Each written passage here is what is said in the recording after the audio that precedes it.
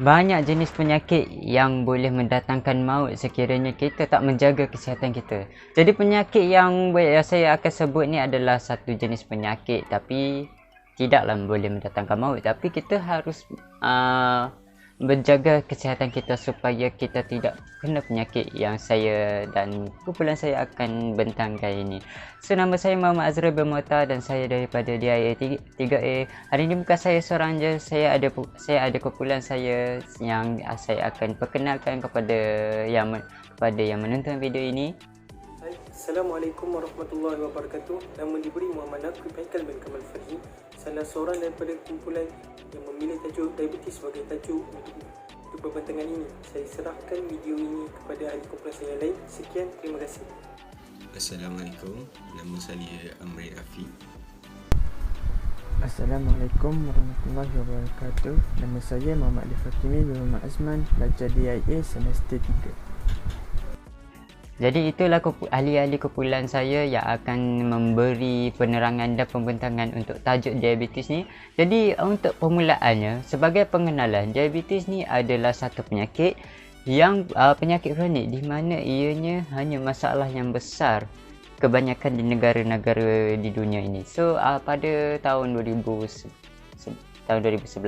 so dia di mana dianggarkan penyakit ini adalah lebih kurang 3 juta rakyat Malaysia yang menghadapi diabetes. Banyak. So apa yang terjadinya?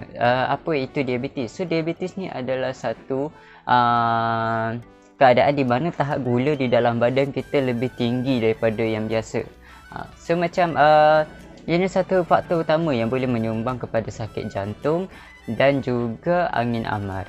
So kalau macam penyakit jantung ni terjadi, dia mungkin disebabkan adalah penyakit diabetes. So diabetes ni juga amat berbahaya lah untuk golongan orang tua dan kadang-kadang boleh terjadi untuk golongan muda juga. So diabetes ni sangat bahaya jugalah.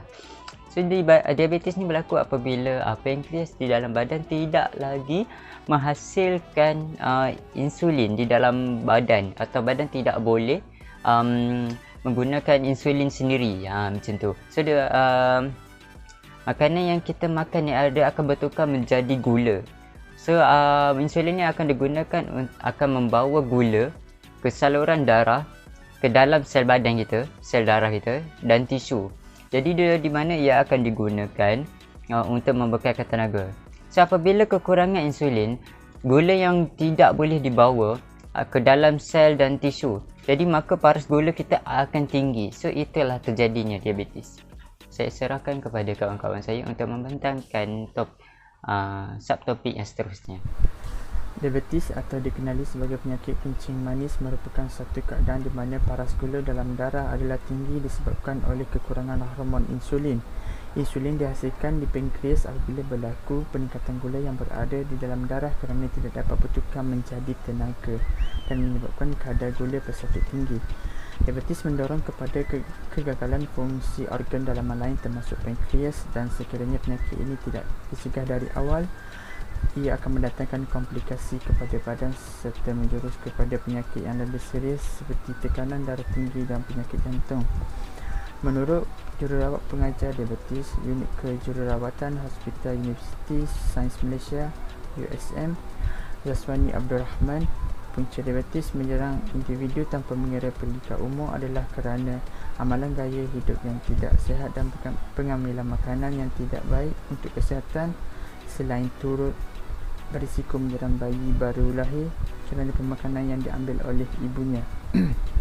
Antara tanda-tanda dan gejala diabetes yang kebiasaannya berlaku pada pengidap ini ialah berasa dahaga dan lapar sepanjang waktu walaupun sudah mengambil makanan dan minuman dalam kuantiti yang banyak. Mengalami kekeringan pada bibir dan tekak serta kerap membuang air kecil sehingga lewat malam. Diabetes adalah masalah kronik dan boleh mengganggu banyak organ bergantung kepada kawalan gula dalam darah. Tanpa pengurusan yang betul, ianya boleh mendatangkan berbagai komplikasi seperti penyakit kardiovaskular, kegagalan buah pinggang, buta dan kerosakan saraf. Selain itu, ia juga mempunyai kesan kepada emosi seseorang Sebagai contoh, menguruskan diabetes boleh menyebabkan seseorang menjadi stres. Seseorang mungkin juga sentiasa bimbang tentang gula dalam darah mereka, sama ada ia terlalu tinggi atau terlalu rendah. Sebagai kesimpulannya, penyakit diabetes seharusnya kita batasi dengan mengurangkan pemakanan manis yang dapat menjejaskan kesihatan kita. Bila kita lihat berbagai manusia menderita akibat penyakit diabetes. Ada yang kehilangan kaki, tangan dan pelbagai lagi. Penyakit diabetes juga bukan sahaja akan menyebabkan kita sengsara, malah juga akan menyebabkan ahli keluarga kita, termasuk diri kita sendiri, akan merana. Ini kerana kajian juga mengatakan bahawa salah satu punca diabetes adalah daripada genetik. Jika kita tidak mengubahnya, siapa yang bakal mengubahnya? So, jadi setelah itu kita sebagai rakyat Malaysia yang ingin menjadi seorang rakyat yang lebih bertamadun, yang lebih inginkan kesihatan yang baik, seharusnya meninggalkan pemakanan yang manis ataupun mengambil pemakanan yang manis secara yang betul, dalam keadaan yang betul, agar kesihatan diri kita terjamin, dan ia juga dapat membuatkan diri kita kekal sihat dan aktif bagi menerajui kepimpinan negara. Sekian daripada saya, daripada grup kesihatan, grup 4. Sekian, terima kasih.